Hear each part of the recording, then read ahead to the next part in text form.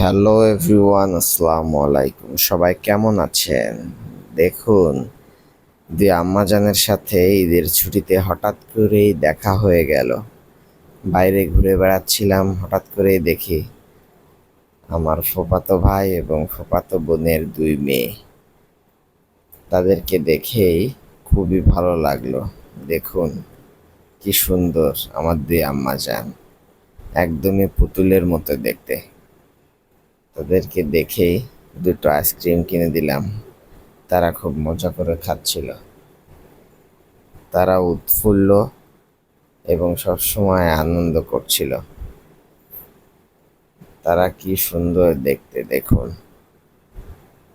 আম্মাজান দুজনের সাথে অনেক দিন পর দেখা হয়ে খুবই ভালো লাগলো।